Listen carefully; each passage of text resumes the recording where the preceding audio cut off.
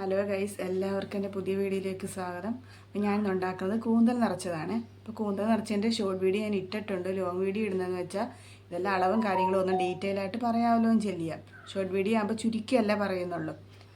അന്നേരം ഇന്ന് ഇതേപോലെ ഉണ്ടാക്കാമെന്ന് വിചാരിച്ചു. അപ്പോൾ ഞാൻ ഈ മീൻ വാങ്ങിക്കൊണ്ട് വന്നതിൻ്റെയൊക്കെ ഷോർട്ട് വീഡിയോ ഇട്ടിട്ടുണ്ടായിരുന്നു. അപ്പോൾ ചേട്ടൻ ഇത് വാങ്ങിയെന്ന് വെച്ചാൽ വലിയടിക്കൽ ഹാർബറിൽ നിന്നാണ്. നമുക്ക് ഇവിടുന്ന് കുറച്ച് ദൂരമുണ്ട്.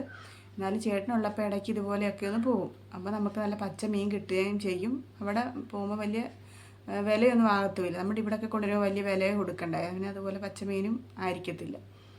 അപ്പോൾ നമ്മളെപ്പം മേടിക്കുമ്പോഴും ഇതേപോലെ ഈ റോസ്റ്റ് ചെയ്യാറാണ് ഞാനുള്ളത്. അപ്പോൾ മക്കളും ഇതേപോലെ മേടിക്കുമ്പോൾ പറയാം, അമ്മ ഇതേപോലെ ഒന്ന് ഉണ്ടാക്കണമെന്ന്. അപ്പോൾ എന്നാൽ വേച്ചിന്ന് ഇതേപോലെ ഉണ്ടാക്കുമെന്ന്. അപ്പോൾ നമുക്ക് കണവ ക്ലീൻ ചെയ്തെടുത്തിട്ടുണ്ട്. ഇനി സവാള ചെറുതായിട്ട് അരിഞ്ഞത്, തക്കാളി, പച്ചമുളക്, കറിവേപ്പില, ഇഞ്ചി, വെളുത്തുള്ളിയും ചതച്ചത്, കണവയുടെ ചിറകും തലയും ചെറുതായിട്ട് അരിഞ്ഞത്, തേങ്ങ ചതച്ചത്, ഇതെല്ലാം എടുത്ത് വെച്ചിട്ടുണ്ട്. ഇതേപോലെ പാത്രം അടപ്പത്ത് വെച്ചിട്ടുണ്ട്. ഈ എണ്ണ ഒഴിച്ച് കൊടുക്കാവേ. അപ്പോൾ എണ്ണയൊക്കെ ചൂടായിട്ടുണ്ട്. ഇതിലേക്ക് നമ്മുടെ സവാള ചെറുതായിട്ട് അരിഞ്ഞത്, 2 സവാളയാണ് ഞാൻ എടുത്തത്. ഈ 3 പച്ചമുളകും കറിവേപ്പില ഇതെല്ലാം കൂടെ ഒന്ന് ചെറുതായിട്ടൊന്ന് വഴറ്റി കൊടുക്കാവേ. ഇതേപോലെ ചെറുതായിട്ടൊന്ന് ഇതിന് ശേഷം നമുക്ക് ഇഞ്ചി വെളുത്തുള്ളി ചതച്ച് ചേർത്ത് കൊടുക്കാവേ.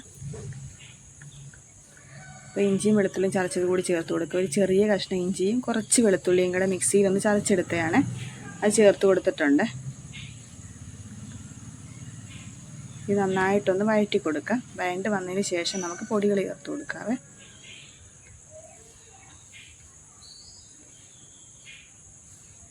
ഒത്തിരി അങ്ങ് വഴരണമൊന്നുമില്ല, ഒരു ആവറേജ്.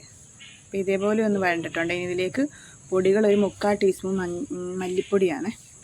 ഇനി 1.5 ടീസ്പൂൺ മുളക് പൊടി, അത് കാശ്മീരിയാണ്, വലിയ എരിവൊന്നുമില്ലാത്ത, അത് 1.5 ടീസ്പൂണ്. പിന്നെ ഒരു ചെറിയ ടീസ്പൂണിന് 1/2 ടീസ്പൂൺ മഞ്ഞൾപ്പൊടി, കുരുമുളക് പൊടി 1 ടീസ്പൂണ്, എരിവിൻ്റെ അനുസരിച്ച് നമുക്ക് ചേർത്ത് കൊടുക്കാവേ.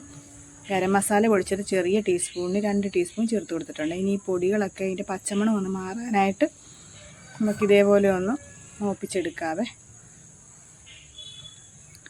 ഇതിൻ്റെ പച്ചമണമൊക്കെ ഒന്ന് മാറി വന്നിട്ടുണ്ട്. ഇനി ഇതിലേക്ക് തക്കാളി അരിഞ്ഞത് ചേർത്ത് കൊടുക്കുക. ഒരു ചെറിയ 2 തക്കാളി അരിഞ്ഞാണ്, അപ്പോൾ അതും ചേർത്ത് കൊടുത്തിട്ടുണ്ട്.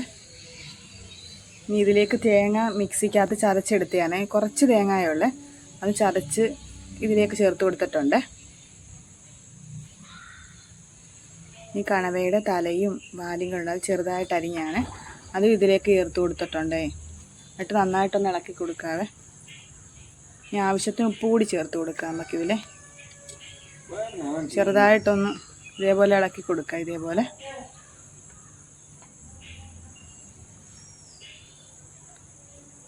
ചെറുതായിട്ടൊന്ന് മൂടി വെച്ച് കൊടുക്കാവേ നമുക്കിതേപോലെ.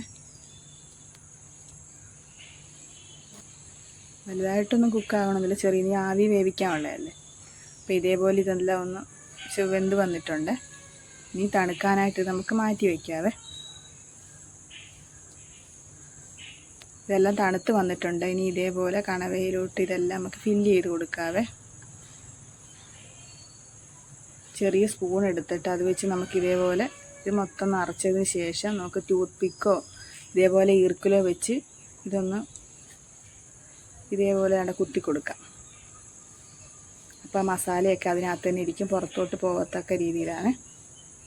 അടിയിലെങ്ങും ഇതേപോലെ കട്ട് ചെയ്തൊന്ന് കൊടുക്കാമല്ല, മസാലയൊക്കെ ഇതേപോലെ മൊത്തത്തിൽ ഫില്ല് ചെയ്തതിന് ശേഷം ഇതേപോലെ ഞാൻ ഇഡ്ഡലിക്കുട്ടത്തിനകത്ത് വെച്ച് ആവിയിലാണ് വേവിക്കുന്നത്. ഒരു പാത്രം കൂടെ വെച്ചിട്ടുണ്ട് ഇതേപോലെ. അപ്പോൾ ഇതെല്ലാം ആവിയിലെല്ലാം വെന്ത് വന്നിട്ടുണ്ട്. ഇനി നമുക്കിതൊന്ന് ഫ്രൈ ആക്കി എടുക്കാം. ചെറുതായിട്ട് ഫ്രൈ ആക്കണമെന്നില്ല, നമുക്കത് വേണമെങ്കിൽ ചെയ്താൽ മതി, നല്ല ഒന്നുകൂടെ ഒന്ന് ടേസ്റ്റ് കിട്ടും. അപ്പോൾ ഇതേപോലെ ഒരു പാത്രത്തിലേക്ക് എണ്ണ ഒഴിച്ച് മുളക് പൊടി മഞ്ഞൾപ്പൊടി ഒന്ന് ഇട്ട് കൊടുത്തതിന് ശേഷം അതിലേക്ക് ഇതൊന്ന് ഫ്രൈ ആക്കി എടുക്കാം.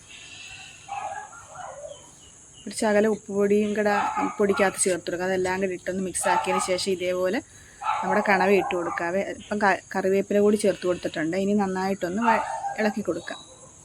അപ്പോൾ ഇനി ഞാൻ തീ കൂട്ടിയിട്ട്, അപ്പോൾ ഇത് പൊട്ടിത്തെറിക്കുന്നുണ്ട്, അപ്പോൾ ഒന്ന് അടച്ചു കൊടുക്കാം. അപ്പോൾ ഇതേപോലെ എല്ലാം ഫ്രൈ ആയി വന്നിട്ടുണ്ട്. ചെറുതായിട്ടൊന്ന് ഇതായാൽ മതി. അപ്പോൾ ഇതേപോലെ സോസൊക്കെ ഞാൻ എടുത്തിട്ടുണ്ട് കഴിക്കാനായിട്ട്. ഞാൻ ഒരെടുത്ത് ടേസ്റ്റ് ചെയ്ത് നോക്കി, നല്ല ടേസ്റ്റ് ഉണ്ട്.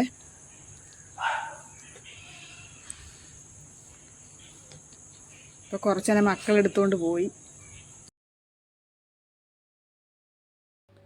ഞാനുണ്ടാക്കി കൂന്തൽ നിറച്ചതിന് നല്ല ടേസ്റ്റാണ്. അപ്പോൾ നിങ്ങൾ ഇതേപോലെ ഉണ്ടാക്കി നോക്കണം. വൈകിട്ട് ചായയുടെ കൂടെ കടിയായിട്ട് മക്കൾക്ക് സ്നാക്സായിട്ടൊക്കെ എരിവ് കുറച്ച് കൊടുക്കുകയാണെങ്കിൽ നല്ലതാണ്. സോസിലൊക്കെ മുക്കി കഴിക്കാൻ അവർക്ക് നല്ല ടേസ്റ്റാണ്. അപ്പോൾ എൻ്റെ വീഡിയോ ഇഷ്ടപ്പെട്ടാൽ നിങ്ങൾ എൻ്റെ ചാനൽ ഇനിയും സബ്സ്ക്രൈബ് ചെയ്യാത്തവരങ്ങ് സബ്സ്ക്രൈബ് ചെയ്യണം, ലൈക്ക് ചെയ്യണം.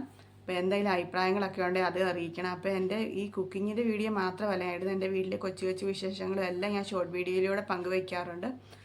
അപ്പോൾ അടുത്തൊരു വീഡിയോ ആയിട്ട് കാണുന്നവരേക്കും ബായ്.